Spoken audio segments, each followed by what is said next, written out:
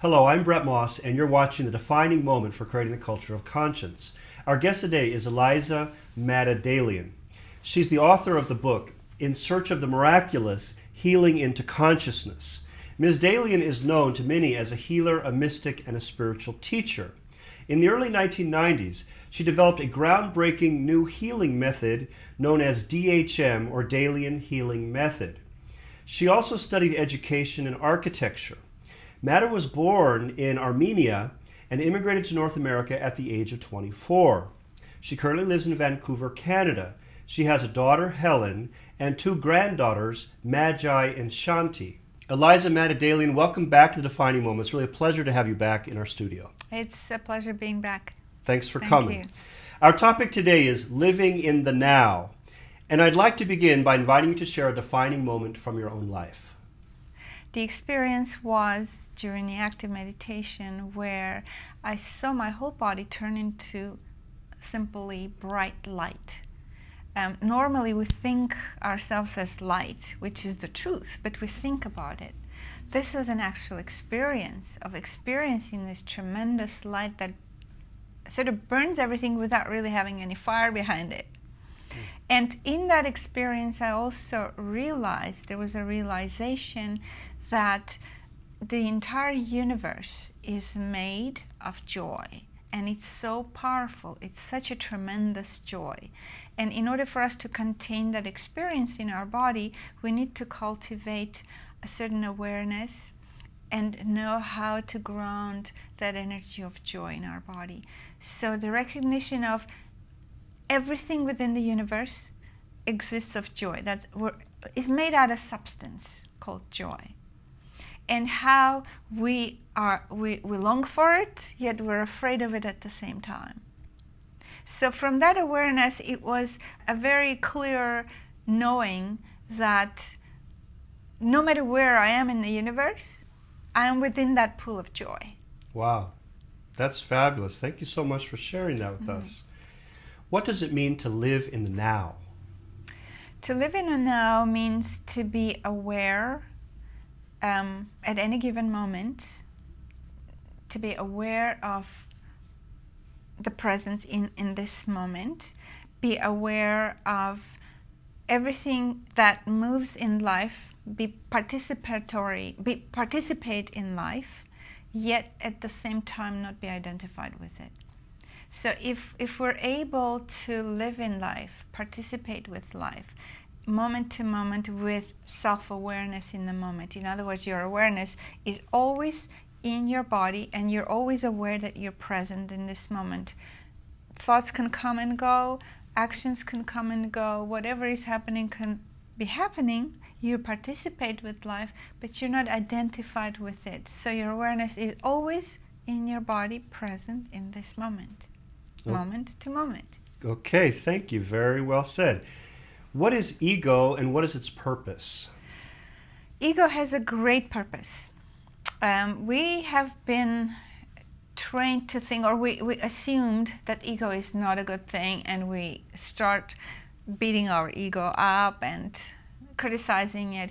But to me, ego has a great purpose. And like anything else, the seed has a purpose.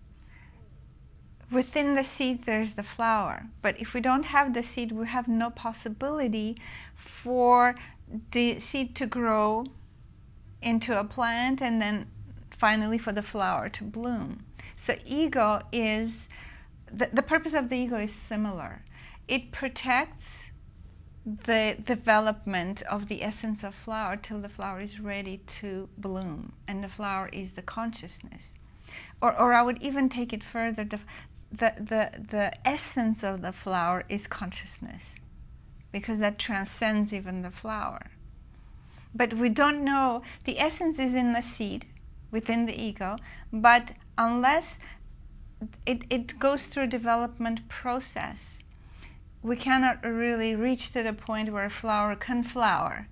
In order for flower to flower, for consciousness to flower, the essence to be released into the universe, we need the water, we need the earth, we need sunshine, we need all these elements, and our ego needs the elements. And as we develop through our chakra system, we spoke last time about, our ego develops through those energy points in the body, and we need to nurture the ego in order to come to the final flowering. If we deny it, we also deny the flowering, which is our consciousness. Okay, very interesting. Thank you. Let's explore the 7 stages of the ego's development to experience self-realization, enlightenment, and living in the now, which are explained in your book. The first stage of ego development you call formation. Mm-hmm. Please tell us about that. So the formation stage of the ego begins the moment the mind enters. That happens with the child the moment the child says, me and mine. So there's an awareness of me and mine. That already is the first step of the ego. And the ego starts forming at that stage. When the child is born, there is no ego. They come like a tabula rasa, open.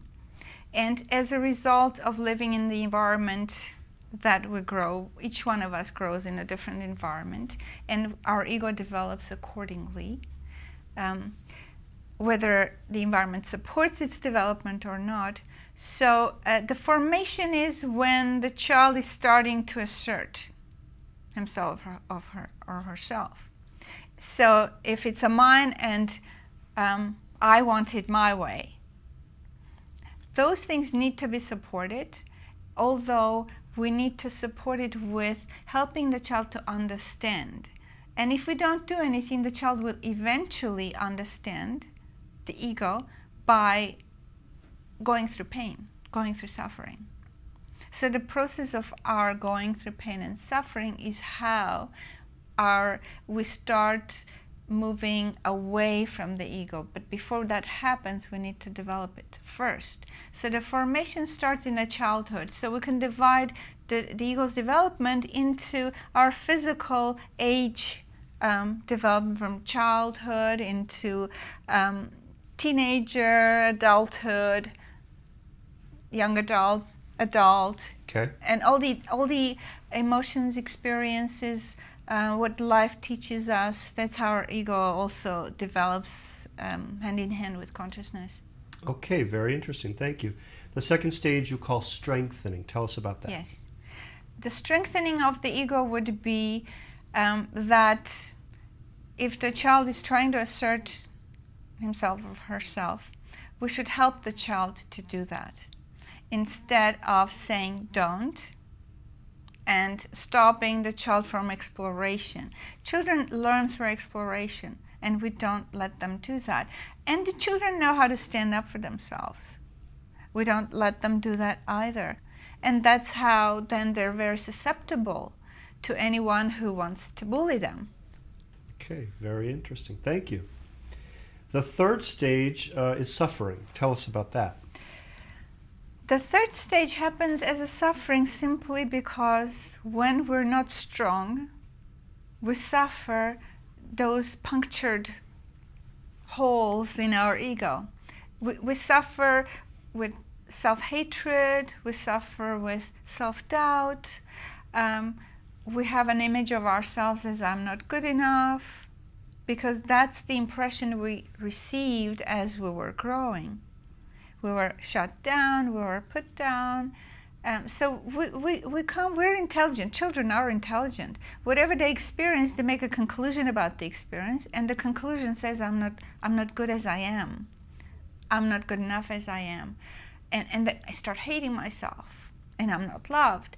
So this is the phase of suffering that each individual who has had a damaged ego, not quite developed and strengthened ego, goes through. And then we have to go back and try to heal that part, to strengthen ourselves back and stand back in our power. Because if we don't do that, we could be easily manipulated. When we're manipulated, we start suffering. Because somewhere intelligence exists within each person, doesn't matter how wounded they are. And that's what I call in the, as a healing process, I call it, I divide the ego into wounded and healthy. And unless we heal our wounded ego into a healthy ego, it's impossible to transcend it. We cannot jump from a wounded ego into a present moment, because there's too many thoughts and too many beliefs, and identification is very, very tight. So that's what keeps us trapped, in a sense, and not able to live in the now. That's right. And we're trapped in the wounded ego, and we create a bubble around ourselves. And obviously our creativity is suppressed, our joy of life is suppressed, our risk-taking is suppressed. We're afraid to experiment because somewhere in the back of the head say, oh, don't do this, you might be wrong, so we're afraid to make mistakes. Self-expression. That's right. That's right. Okay, thank you so much. The fourth stage is contemplation. What is that about?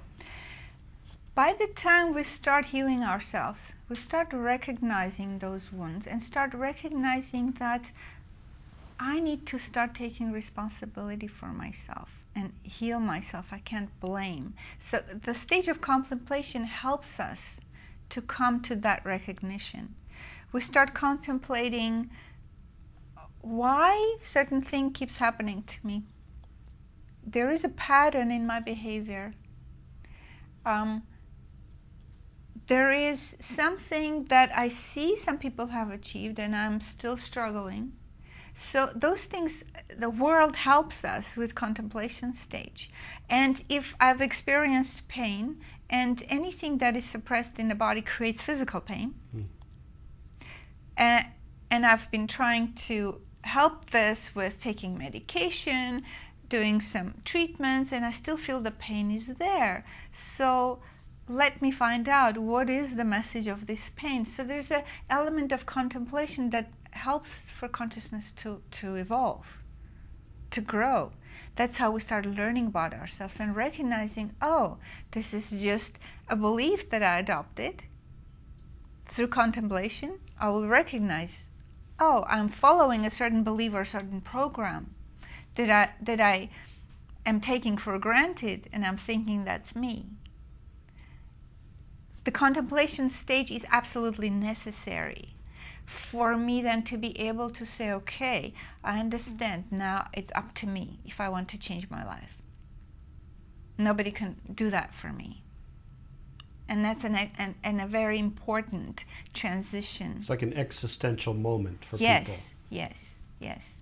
We can call them little aha moments that arise out of contemplation, out of recognition, contemplation helps for awareness to grow, self-awareness to grow. And we need to be very clear also about the distinction between contemplation and awareness. Contemplation uses the mind. And through contemplation, through going through the positive and the negative sides of the mind, we get to become aware of something. So the awareness always exists in our center, in the core of our soul, in our wisdom, even though we might not be quite in contact with it yet, but it's there.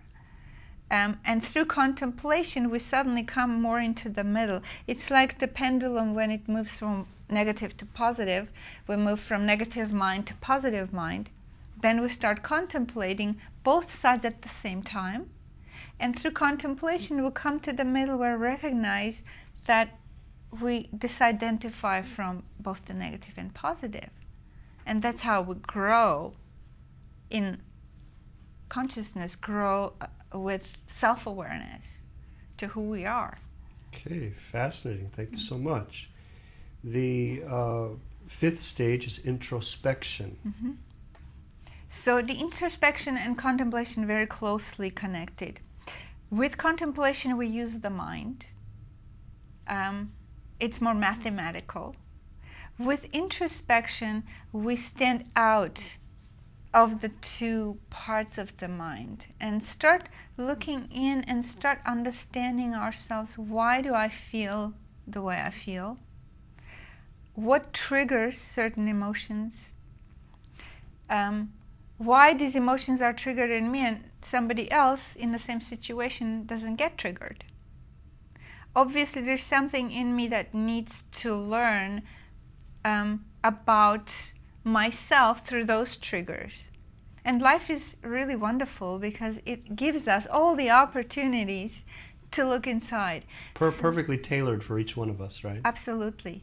And there's no accidents. Right. Because every situation is there so we can become conscious. That's our purpose.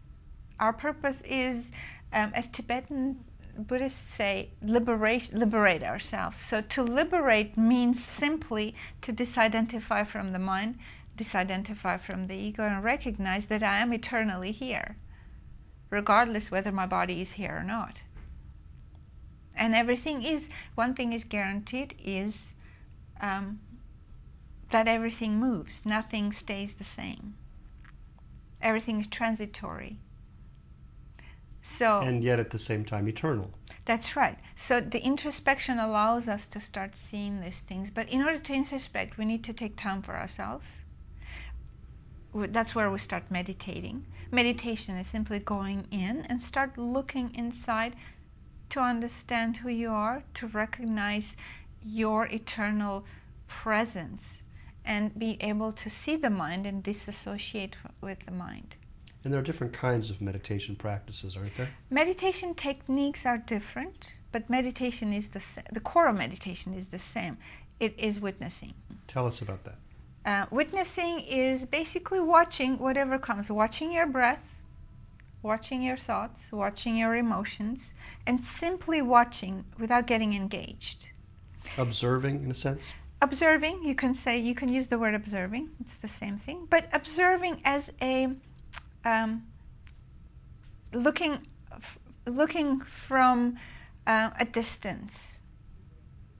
The moment we're identified, then we're out of meditation. The moment we're identified, we're out of presence.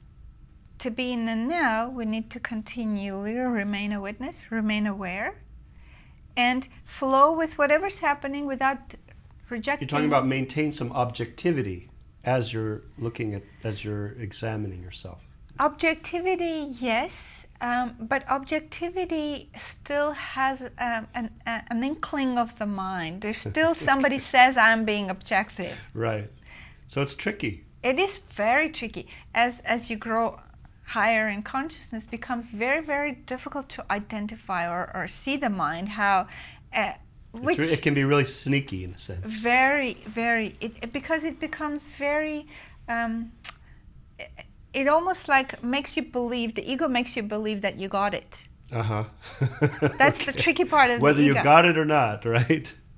That's right. Because there's some truth in it.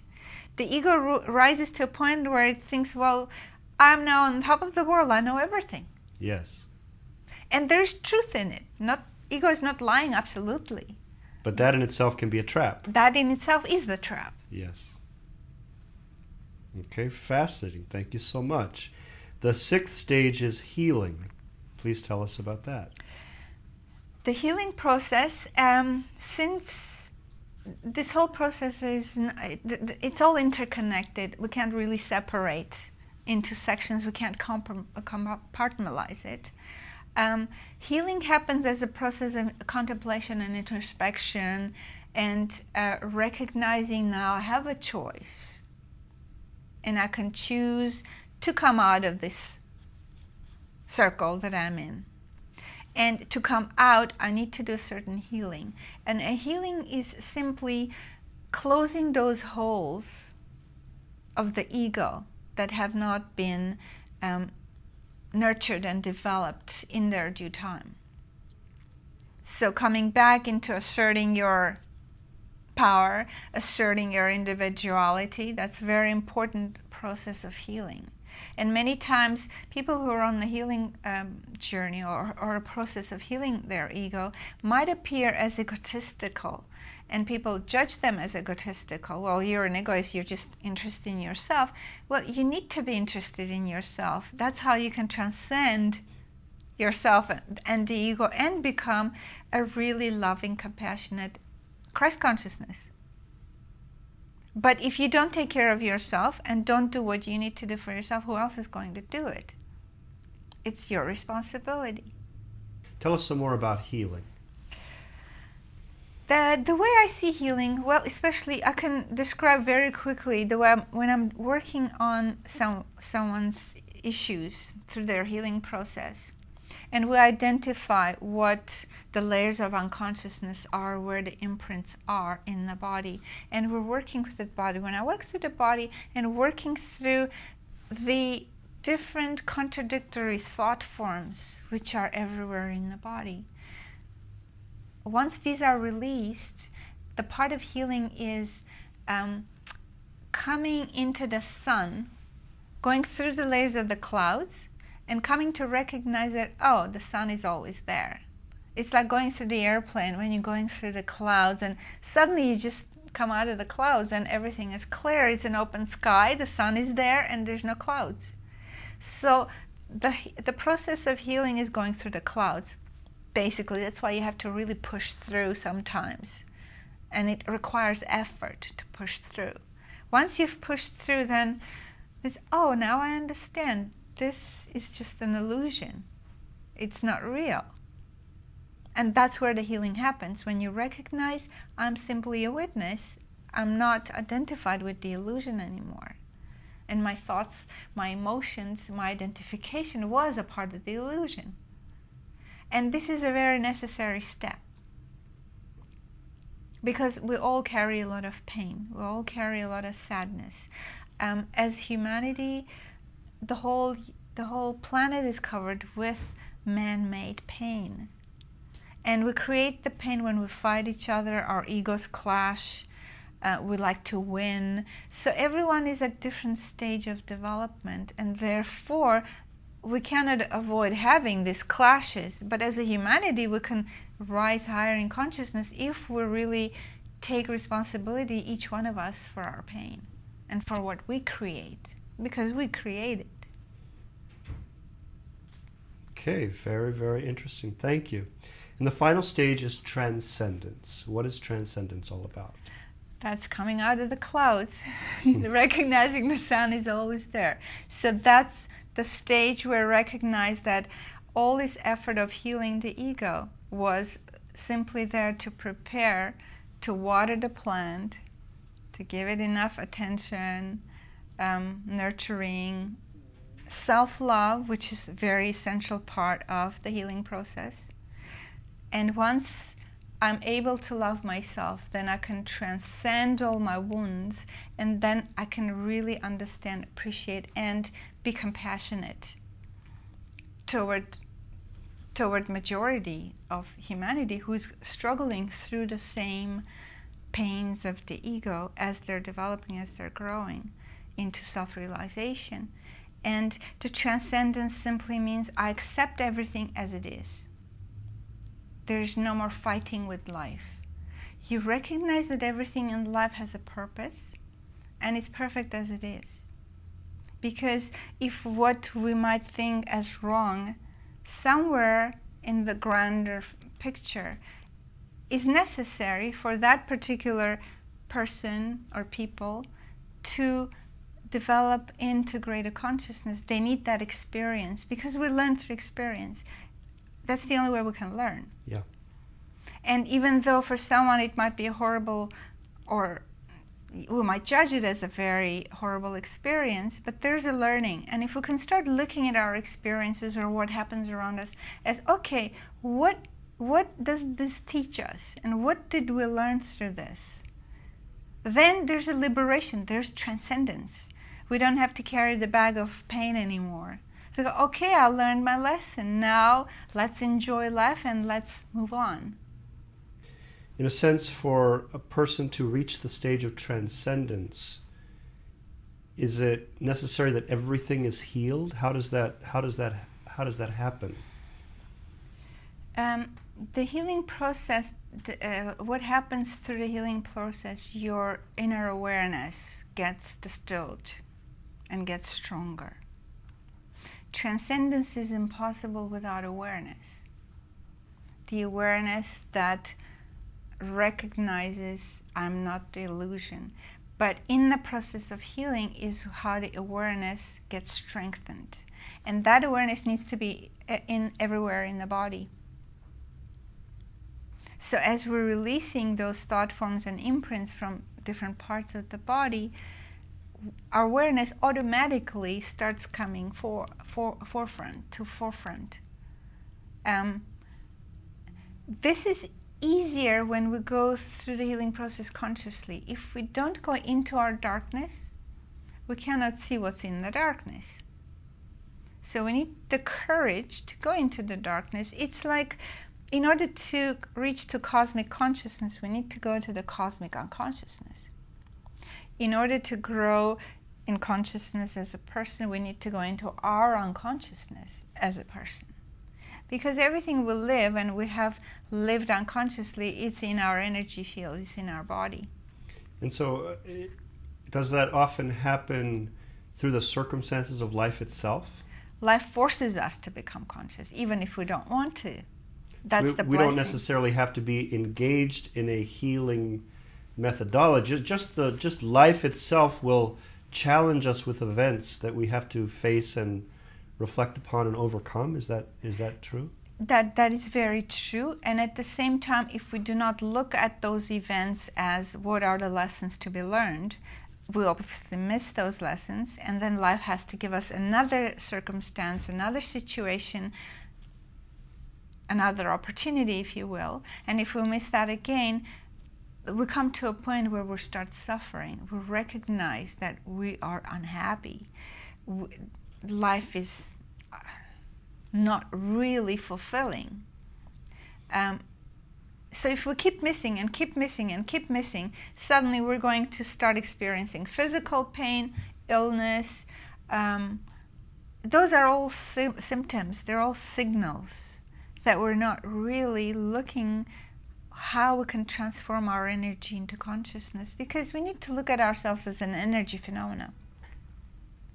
And our responsibility is to transform that energy that existence gives each one of us as, okay, here's your energy, here's your responsibility to transform it. Because as you transform your energy into consciousness, that's how universe expands into greater consciousness. Mm-hmm. So each one of us is a contributor to expansion of the universe. That's beautiful. So therefore, we need to take that as a blessing, as a gift. That and it's also responsibility. Exactly, exactly, and do it with joy, because as we're doing it for ourselves, we're also doing it for the universe. Wow. Okay. On that note, Eliza, Mada, Dalian, I want to thank you so much for having been our guest. How can our viewers get a hold of your book? It's available at Amazon.com. It's available on my website, madadalian.com, MADADALIAN.com. Okay, great. Once again, thank you so much for having been our guest. Thank you very much for having me. It's been a pleasure. It's been my pleasure. You've been watching The Defining Moment for Creating the Culture of Conscience. You can find us on the internet at www.definingmoment.tv. Thanks for watching and have a great day.